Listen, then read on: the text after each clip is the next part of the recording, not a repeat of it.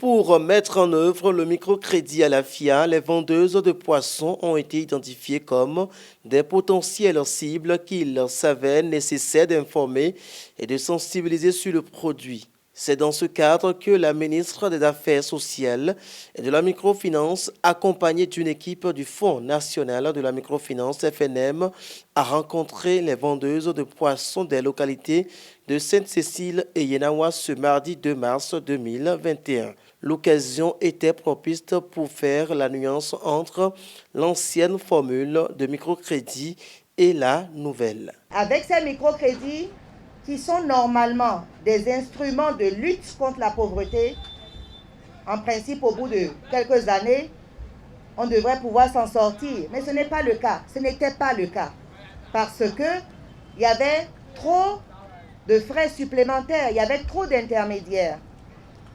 Et c'est en cela que le microcrédit à l'AFIA change.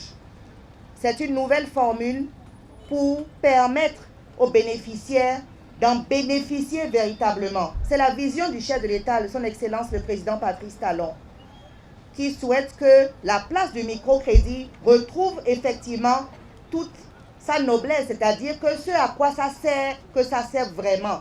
Qu'on arrête de faire semblant de faire des distributions. Et c'est en cela également que j'aimerais insister auprès de vous sur l'importance du remboursement, l'importance de la formation, de l'éducation financière qui est donnée dans les SFD. Parce que c'est grâce à ça que vous allez pouvoir gérer correctement les fonds empruntés et pouvoir également les rembourser. Autre aspect important que la ministre a rappelé dans la présentation du microcrédit à la FIA constitue les taux d'intérêt. L'État, sous la gouverne de son Excellence le Président, a pu vous faire les meilleurs taux. Avant, il y avait 8,5% d'intérêt, maintenant c'est 4%. Tous les frais supplémentaires des cartes Carmes, de frais par-ci par-là, tout ça, ça a été supprimé. Même les frais de transfert mobile money que les compagnies de téléphonie mobile perçoivent d'habitude sont pris en charge par l'État. Ce qui ramène vraiment à un minimum. Si vraiment on fait du sérieux dans l'activité génératrice de revenus, en empruntant ces sous, on peut rembourser comme il faut et avoir encore des bénéfices.